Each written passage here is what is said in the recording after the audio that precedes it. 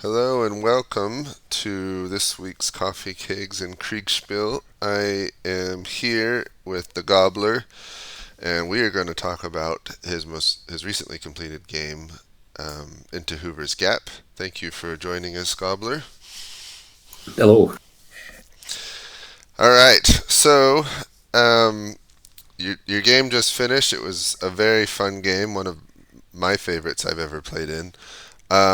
First of all, why don't you, I guess, just introduce yourself for those in the IKS community that don't know you.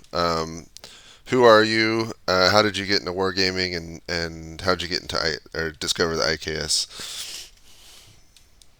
Yep. Wargaming wise, I think I'm like Swenson from a role playing game background mainly. Not quite a forever GM, but close. I had some people in my group who were happy to GM, which is nice. Wargaming was mainly the miniature side of things. I've got friends who are into stuff like Warhammer and historicals. The IKS was kind of a merging of those two, where I saw the Little Wars TV Snappy Nappy video, which is tabletop miniatures, except there's more than one table and there's fog of war between the tables. So it's kind of like a Kriegspiel light, Mm-hmm. except with miniatures. I was recruiting for that, having seen the video, and I noticed that someone had posted a recruitment post for that some time ago. I messaged them saying, "Hey, do you want to join this game?" Turned out that guy was Hroppa, and he said, "Hey, if you like this sort of thing, you should come to the IKS," and I did. Oh, good. So he's the one to blame. Good job, Papa. All right. Well, cool. So tell us about this scenario. Why did you choose this one in particular, and then what about the scenario and the game itself drew you to it, or what you were trying to, I don't know, if test or simulate within your game? The Tullahoma camp, I kind of like the reputation of it being the forgotten campaign. I'd done some reading about it years ago, so I kind of resurrected that interest for this. The actual battle was mainly I was looking to make a map, and it seemed like a nice place with the conflict of Hoover's Gap. But it started with the map, and then it was a process of right. I've got this map. How do I now make a scenario for it? Hmm, interesting. Okay. And then, all right, so I guess just tell us about the game itself. So, what was the setting for both sides? What were the objectives? And then what actually happened? Cool. I'll waffle, and if you want to butt in, stop me talking. By all means, that's probably welcome. Let me just get the briefings up. Sure. So the operational situation, probably best to show the Union map for what do I go? Here's the big one. Was just after Battle of Stones River. Rosecrans sits in Murfreesboro for a long time, building up large amounts of wagons in preparation to head south. The battle is set just after the historical breaching of Hoover's Gap, where Wilder's mounted infantry came down, found the Confederates wholly unprepared, took the gap, and then the battle was the day after that. The operational situation is much the same, except to get an actual battle, the premise is that Bragg, is a little bit more competent and shifted more forces east. Prior to that, he'd been around Shelbyville here, so I had to shift some forces east to actually get a battle going. The briefings were of two stages. I wanted to get the operational situation in, so this is a Union operational brief. The main premise is there's a ring of mountains here which the Union are trying to breach, and they've got Crittenden, who's probably the main effort, trying to get around back behind the Duck River here, behind the Confederate line of communication and supply. So the operational situation and the tasking for the Union, we'll stick with them for now, was and this is the zoomed in area around Beech Grove, was to pin the Confederates in place who were here, just so they couldn't run away to face Crittenden, and also to secure the Manchester Pike, which is this road here, which would be, go back to this other image, this is the pike right here going all the way to Manchester, which would be a line of communication for Crittenden. The Confederates, on the other hand, again, this is their set of things, and it just shows their knowledge of what the Union are doing, slightly less detailed than the Union know, of course, but also their general push northeast towards Beech Grove, where you've got Claiborne shifting, Polk shifting all the way up here to create the battle. Their tactical objective, and you'll note here they have a much nicer map if Imgur will load this, was to, you've got Polk over here who's fighting Union coming through a gap to the west. They were basically to stop the Union from here from getting through, and flanking Polk was their main objective, with secondary objectives to, if possible, inflict a defeat on the Union, which I didn't think was too likely, but it was possible, and to maybe get on the Manchester Pike. So those are the objectives.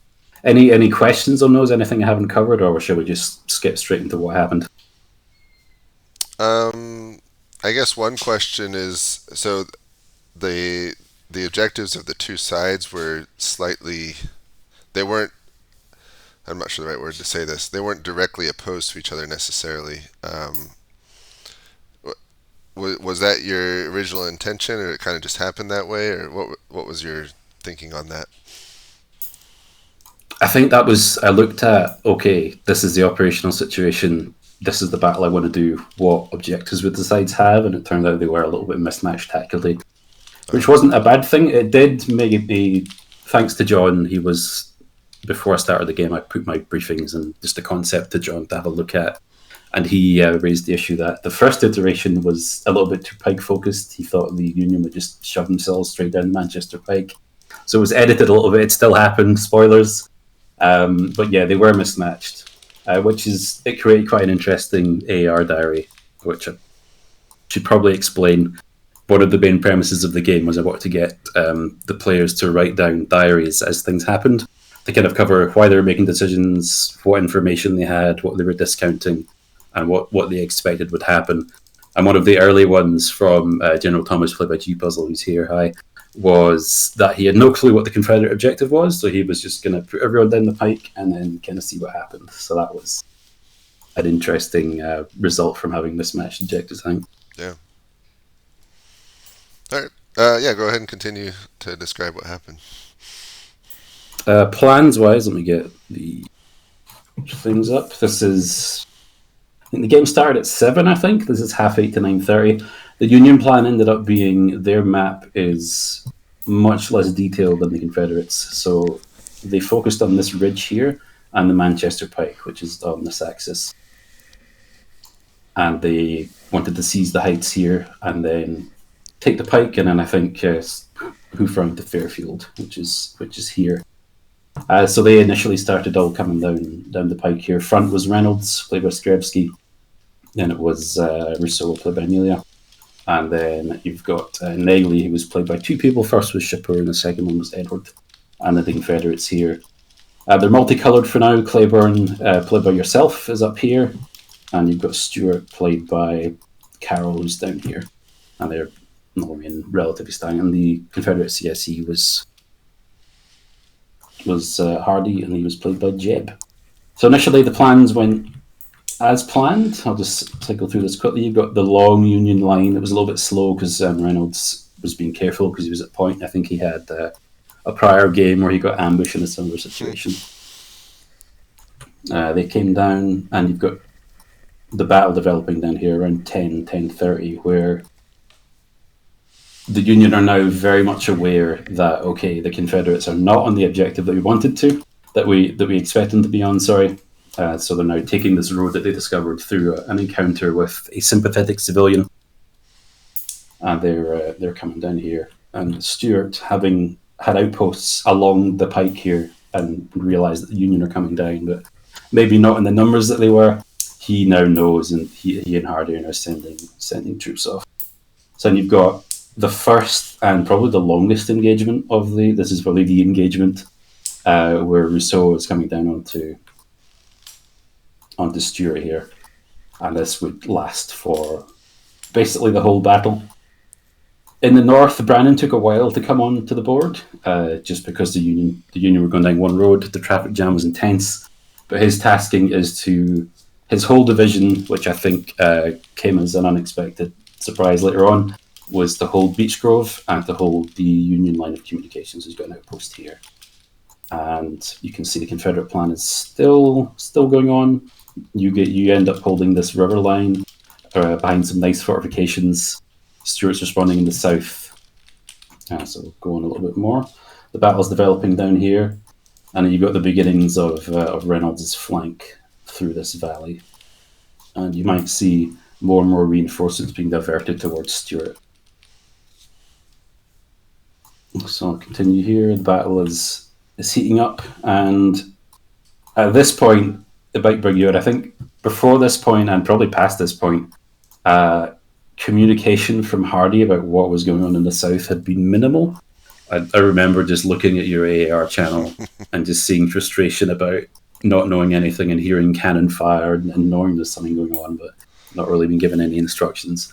So eventually, this is where I think you independently decide to go east, and then later follow up with Hardy, who okays the move retroactively, which is good. And this plan was actually. Do you want to say a few words on this stage of the battle and your intent here? Yeah, so I was Claiborne on the Confederate side. I wasn't the CIC, but we had assumed the Union main objective was to get west, and had formulated our plan around that. We didn't think they'd be going down the pike like they did, and so I was basically going to sit behind that creek, and Stuart was going to stay semi-hidden in the south, and they'd run into me, and then he'd smash into their flank. And of course, none of that actually happened. So I sat there a long time expecting something to come, and it never did. And all my dispatches to Hardy, at first just told me to sit there, and then I hear fighting, and then I'm getting dispatches from him, but no details on fighting or anything. I have no clue what's going on, and so on my own, I decided to just head east and make something happen because I figured by that point, if they hadn't come yet, then there's a reason for it. So I decided on my own to go east and hoping that Hardy would agree with me by the time he heard about it. And so, yeah, that's up to this point what my thinking was. And I invited Yep. also G Puzzle to the stage. I think he can talk if you want to get his Uh-oh. viewpoints. Hello, yeah, Yeah. we'd have the Union plan if you want to say a few words on how it's been Yeah, up to this point. at this point, I am well aware that Rousseau's engaged. I'm not sure how that engagement is going, but more importantly, a I've basically ordered all three divisions that are not Brannon, who's supposed to hold our line of communications in Beachford, to move and strike at Stewart. I told Reynolds to do a flank attack, and I told uh, Melee to get his ass. I should have probably been clearer to reinforce and bring us to better. And this should all come off at around like 1. This is so I'm giving them plenty of leeway to get into position and strike really hard and just completely overwhelm Stewart. That's roughly what I'm going at this point. I still had no idea where the main Confederate sort of effort was, and I was aware, or rather, I had a suspicion. I don't know if I had the letter from Rousseau yet, not sorry, from Rosecrans yet, saying, "Hey, there's an extra division on the loose." Because originally the plan was I'm going to face only one division, and I had the inkling that there was probably going to be another one. So Yeah, I think this the was. Sorry, go on. and I had an inkling that there was probably going to be another one, but I wasn't sure where it was. And I figured if it's a single corps versus a single division, I just crush it. If there's a second division, I need to keep a reserve somewhere to make sure that if I run into any issues, I have like a strategic reserve that I can call, which was the purpose of keeping Brannon that far back. Yeah, and that really And surprised me because when I went east and kind of scouted that way, I knew there were Federals in Beech Grove, but I have never before seen someone keep reserves so far back that I just discounted that the Union would have any kind of strength there, and so I dispatched one brigade to deal with that, and then kept going east. Which in hindsight I should have used my whole division to fight Brandon up in the north instead of just a brigade. So good props to G Puzzle for actually keeping a strong reserve well positioned on his line of communication.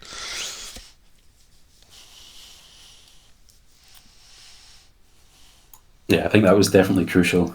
I think the information you got eventually was it was a couple 2,000 to 3,000 up in Beech Grove, but it quickly Yeah, became evident that I there was got more. about 2,000 up in Beech Grove, and I wasn't sure if that was just like an advance guard, and there was another division coming. So definitely a bit in the dark there. And the next time that I hear from him, I hear that he has beaten them back, and then the line of communication is severed. But that's still in the future. That's a problem for future GFAs. We'll burn that bridge when we get there. Yes, keep going, Gobbler. What happened next? You can actually see that cut coming, and that Brandon's up in Beech Grove. Everyone else is moving south for that 1 o'clock attack, which actually it does come off. And there's a little bit of luck involved because this valley here that Reynolds run through has no road. It's just a valley, and it happened to have enough clearing, and the terrain was nice enough to let. You can see Reynolds kind of get around this way. So that attack comes off. You put, I think it's probably about 2.5 divisions onto Stuart, who is still being part of his division is still here. He's being drip fed of reinforcements from Wood here, so he is extremely outnumbered and will continue to be for the rest of the day. He has a fun time of it. Several ones just getting punched in the face, and as we move on, more of those reinforcements are coming, and the situation developing in the north, where this is the cut you were talking about, where Liddell up here in the north is coming in to attack Beech Grove, but the majority, I think, under the logic that, all right, the Union are concentrating the south against us. If we hit them in the rear, we can panic them and maybe crush them. And I think that was the logic behind this. No, the Confederates knew they were outnumbered, but they were outnumbered by, I think, just under 7,000, which puts, I suppose, this move into a new light. But, it was 50%. The Confederates were about 2/3 of our own numbers. I think it was 20,000 to 13,000. Those are the main ones. Yep. Yeah, it was considerable. The attack initially goes well because you've got local superiority here. This is a brigade that was left behind by Negley number 1. We're starting at 0 for this, but Shapur left these guys behind. They are quickly pushed back, managed to organize, and simultaneously this attack's going in here. And simultaneous to this, the first collapse of Stuart is going on in the south. He's just, look at the numbers he's up against, and the Union are just able to rotate, and eventually he's just slowly driven back, and you can look at the south there. Wood reinforcements that were sent from Hardy, they manage a rear guard, which allows them to get set up again. But we'll quickly go through. And this is the resistance has been broken on the pike here, and Claiborne's forces are just are coming straight down. How are you feeling at this point, James? Because I want you to be fairly reasonably optimistic. I was feeling pretty confident because one, I didn't think there was a big force north of me, and two, I basically was told very little about how Stuart was doing throughout the day, and so I didn't know he had been engaged as early as he was, and I had no clue that he was doing as poorly as he was at this point. So, from my point of view, I thought we were gonna bottle up the Union in that valley there, and like Stuart could hold on his end, and then I'd come in slamming from the north, and then we'd keep them trapped, and there'd be no escape. So at this point, I was feeling very confident that things were going my way, and so the main thing is I was trying to rush my units south to make sure to relieve Stuart, because I knew at this point, at least, I knew he'd been fighting for a while and that he needed help, and so my main goal was to punch hard and quick so that the Union would be forced to pull off their attack from him and kind of split it between both of us or focus on me more. So, yeah, I was feeling confident, overconfident, as we now see. Meanwhile, at this point, I believe I've just gotten news. What time is this? 1500. Yep, I've just gotten news of that my line of communications has been cut, and to quote myself from when I actually hear this for the first time, motherfuck, piss, dick, cock. That was actually what was written down in my AAR diary. It gave me an absolute freak out. And at this point, I believe I actually withdrew some forces because I withdrew some forces from the attack because I felt like I really needed to reopen that line of communications. Yep, I think you can see that actually. It was because at 4 times this is 1440. Pardon my mouse wheel. You can see that Stoughton from Negley's division is just about to. Reynolds here, who I think by this point has been shot. So it's Desert Fox in charge, and they're just about to cross Wood, and you've got the retreating Stuart's division, the rest of them here. But then they are pulled quite sensibly, given the information you had and the fact that someone was on your line of communication. They are pulled, and by this point, they're up here, preparing to repel whatever's coming down the pike. So it was a fair. I think we made jokes about Kleiner coming to the rescue. Just wait for Kleiner's counterattack; they'll crush the Union. But I think in this, the counterattack probably actually saved a lot of Stuart's division because it stopped Wood getting crushed by the extra brigade. I did talk about how this is actually a really good effect of shock in a battlefield, because this is a brigade that's basically letting me to pull off an entire division. A really unexpected attack can have a really significant impact on shock and really rattle and someone in that sense, you can force them to make decisions they don't want to through the power of shock. Normally, we win battles by firepower. This was absolutely a battle that was won by firepower. Spoilers: the Union wins. We battered the ever-living shit out of the Confederates.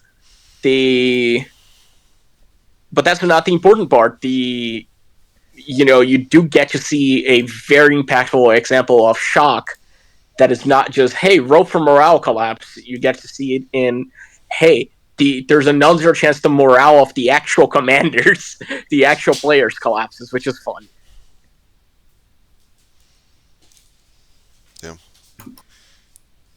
Yeah, and I definitely enjoyed your AAR diary entries over this stretch of time here.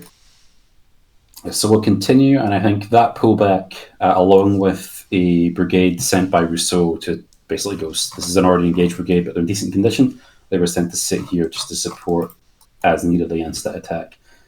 And in the south, you've got the developing pushback of Stuart, who has formed a second line. I think at this point, yeah, there's one fresh brigade, but the rest are in very, very bad condition. And the Union are in decent shape. And then you've got this Negley beginning his counterattack here against the Confederates on the road. I don't remember I think the description of the Confederates was just, yeah, the Union are coming. Oh, they're still coming. They're still coming, as they just swept over these hills, not without difficulty. In the north, after much speculation over will Brannan go down the pike, will Brannan go down the pike and catch all these guys and just wipe them out, essentially, I think was the beginning of what happened. He follows his orders that he had previously, which was to drive to Fairfield, and we have the beginnings of the engagement around this position here. So we'll speed on, continuing much as before. This is probably worth talking about.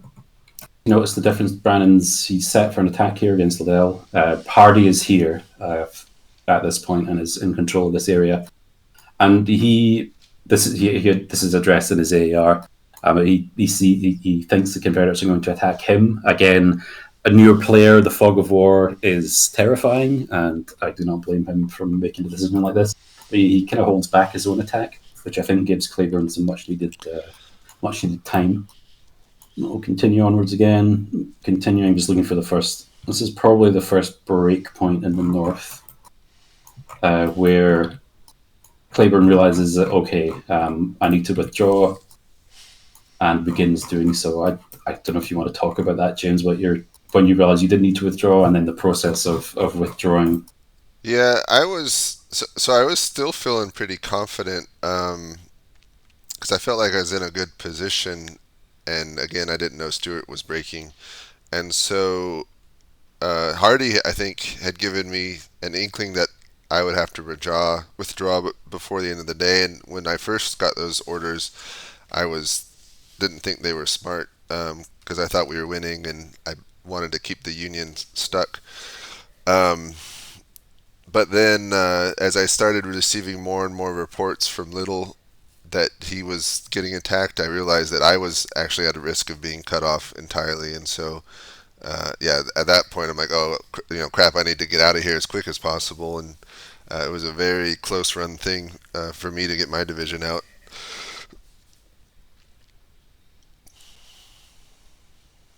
Yep, and I think I'll just bring up that whole communication for both sides was a big theme of this game. On the Union side, it was mainly over the fact that I think for the first part, because your map was, I'll bring up the map actually, the map was bad that the Union had, and there was such a disconnect between, I think, Thomas's perception of the battle, what was actually going on, that some of the orders were, I don't want to say nonsensical, but we were trying to make sense of them in spectator chat. I think that was the main thing. And on the Confederate side, it was, again, by this point, it's 20 past 5, and Claiborne still doesn't have any conception of just how badly smashed Stuart has gotten in the South. And I think you're still talking about, all right, the Union are focused on me. If Stuart now pushes forward in the South, they'll give me a bit of a break. But Stuart was in no condition to do that. Yeah. So it just highlights the importance of communication, and both sides suffered. So here we have with the withdrawal. I think this is the point where the cannons left on the road cause a little bit of a delay in the Union column coming up. And then this is the nail biter here, where Brannan has went, oh, hang on, the Confederates aren't attacking me, and then it just smashes into Little with two brigades, and this is the start of that. Smashed on the left, but holds on the right, which I think was probably the more important side, because you've got Claiborne's division coming down here, and if you'll see them use that road. In the south, this is the second great collapse of Stuart, second and final, I think.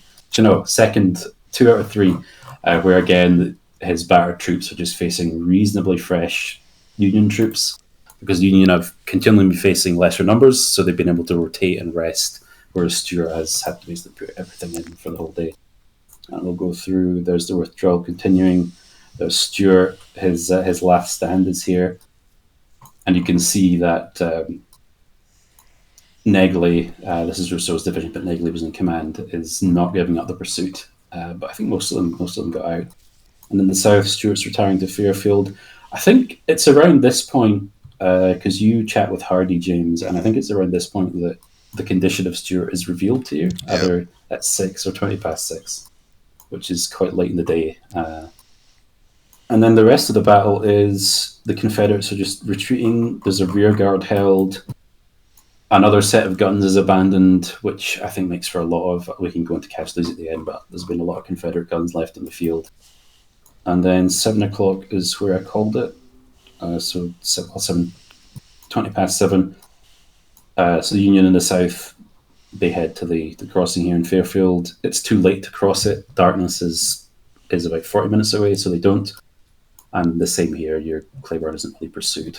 So both sides enter camp for the night, and that is as inclusion of the action, at least. Yeah. It's a very good game. And the map is gorgeous. It looks really good. And you should talk about... the fact that we didn't have a map. Well, the Union didn't have a map, but you also occasionally you gave like realistic 3D screenshots of, like, as a player looking through a spyglass, I guess using Unreal Engine, which is really cool. Yeah, we can look at some of those. I think a good one is we'll tie them both into the map, actually, because let me bring up the Union map again. The Union had... The Union map wasn't. I think that's the best way of putting it. Yeah, this is it here on screen. You've got some general suggestions of hills. I think that the footprint of the hills was accurate, but you've obviously got no information as to, okay, how steep are those hills? What's on them? You just know they're there, and you've got the main roads, and you've got the main waterways here, and some description of the terrain and the site. Part of the reason I chose to go down the pike, besides the objective that I had to control it, that way I roughly knew the roads that the Confederates had to move forces around, which was not a thing that I had. I had like the inklings off a track that went down to Fairfield near the Kensington Farm, and after that I had nothing. So that was one of the reasons I chose to go with the Pike, because that meant I sort of knew the road network, and I sort of knew how the Confederates could move around, but otherwise, not a very good suggestion. I was put in a position where I was. I think there was one specific update where I am ostensibly going, where on earth am I? Yeah, it's a rough map. Yep. And speaking of the ridges, in the planning phase, I mentioned the Union wanted to seize these ridges because they look like a good defensive position. And from this map, to be fair, they do. They look like they'll control the Pike, they'll control the Fairfield Beech Grove Road. But there is a screen, if I can find. This is the first screenshot and it's taken from, I think, this position here, just coming out of the forest of the Manchester Pike, and as a view of these hills down here. This is kind of the first inkling that Reynolds gets of, okay, what do these ridges actually look like? Yeah. So did you remake the whole map in Unreal Engine? The way I made it was there's a lot of plugins for bringing stuff into Unreal, so I can use the same information in GIS to bring stuff into Unreal that I do to kind of create the 2D top-down maps. So the work is, for example, the trees. You can bring in a mask which says to Unreal, put all the trees here, and then you just tell it what type of trees to put down, and it'll do it. So it's not it's work, but once everything's done, it's not a tremendous amount of work. Let's scroll to something. Some from your position here. Change how it looks halfway through. This is actually on the bridge here, looking towards this farm. This is probably, you've got some cubes, but I'll just quickly flip through these. By the way, these are absolutely gorgeous. I know. I think they actually, these screenshots and the fact that I could fly around on Unreal and look at the terrain, it helped a lot with what would this brigade commander do. And there was a tiny little rise in the initial fight between Rousseau and Stewart that was basically not visible on the map, but the reverse slope that was visible in Unreal because the height map I use is reasonably high resolution. Played a big part. So I probably will, if I do any games like this, I will seek to use Unreal not as the main means which the game's played, but definitely as a supporting thing for, hey, this is how the terrain looks, in player visualization aid, really. Yeah, that's a cool tool. So in the end, you declared it a Union victory, mostly because Hardy's corps was no longer exists. Yeah.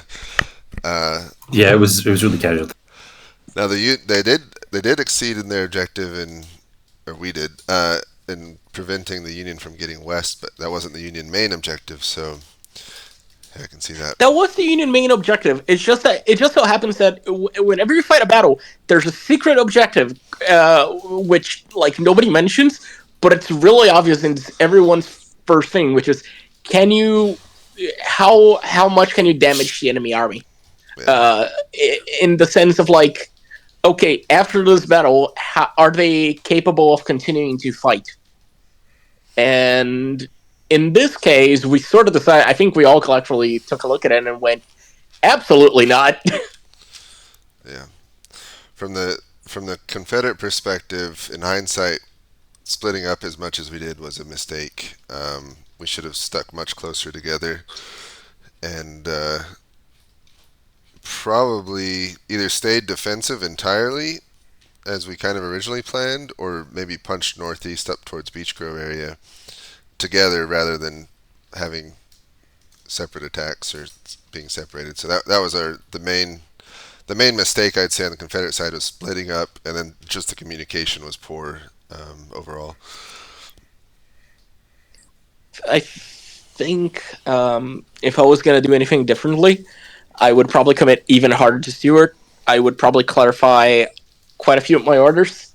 They were not great. I would probably have stayed ahead. or rather, it's not that they weren't great. It's that there are a lot of like tiny elements that I can improve. Yeah.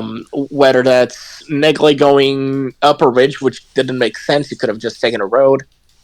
Or another example is me not communicating, me not really taking care of the center. All sorts of like sort of tiny things.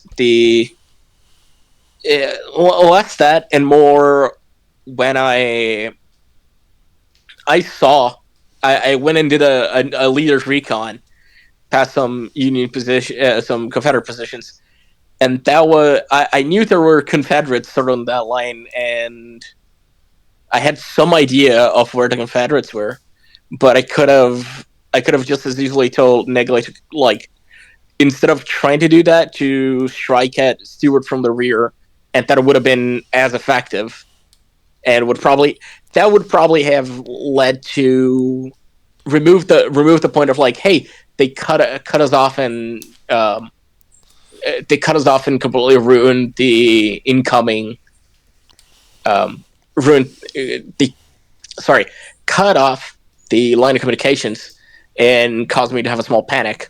So I think being a little more proactive there would probably have been for the better.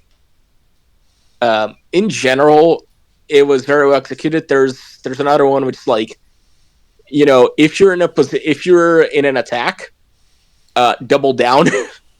You can waste time on one end to just completely destroy on the other. You don't need to beat off the enemy at first time. You can buy time, which is probably what I should have done, and just like absolutely wrecked Stewart even more, just completely obliterated him. But overall, I was really proud of how it worked.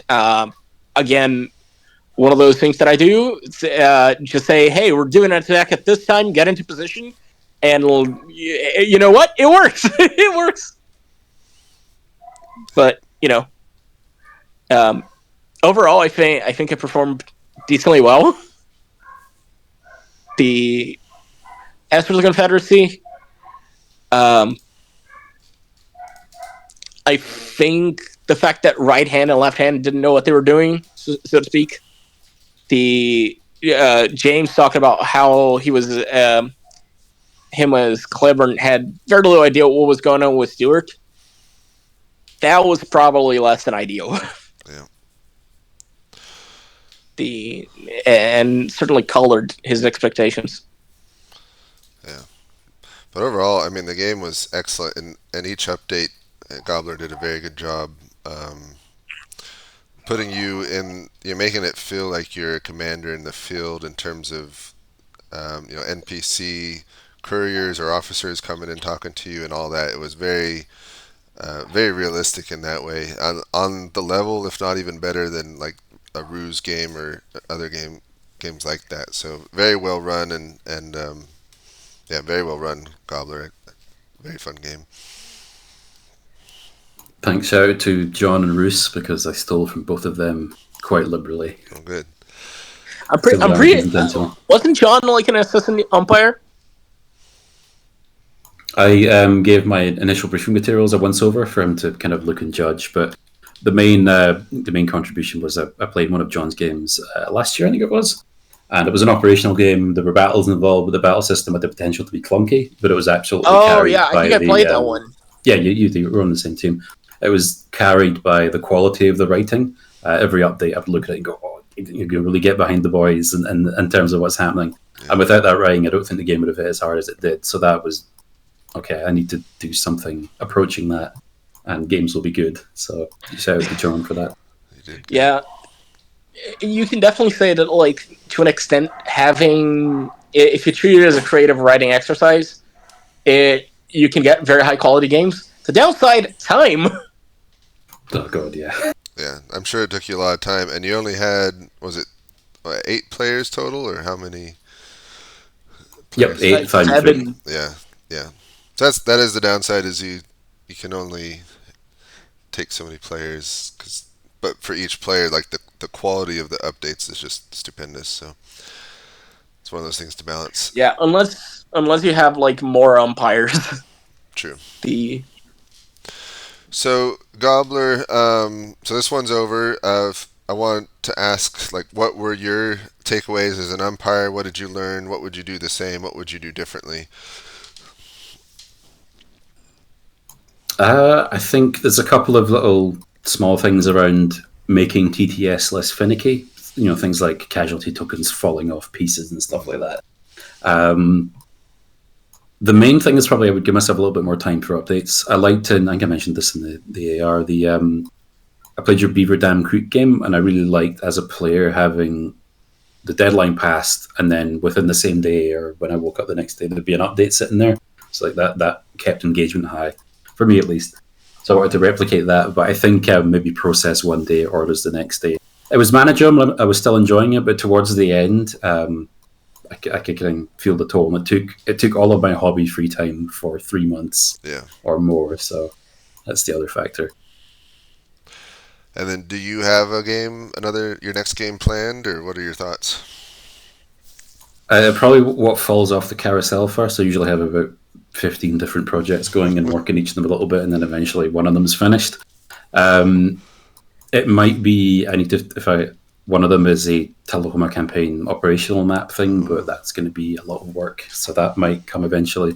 Or maybe the other thing is I might make the Unreal section of things a little bit better. There were some improvements there in terms of how things look, rivers and roads in particular, and the portrayal of troops, which I think Nominable is doing really well. So if I finish that, then I might do another tactical game. But who knows? It could be none of those things. Okay. You're like basically every umpire. You got a list of 50 things you want to do. It's just a matter of which one happens. Yep. Well, good. Thank you so much for taking the time for the interview. It was a very fun game. I'm glad I was one of the 8 that got to play in it.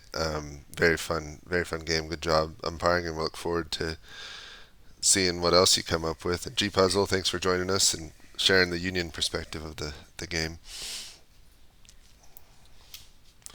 All right. Thanks very much for having me. All right.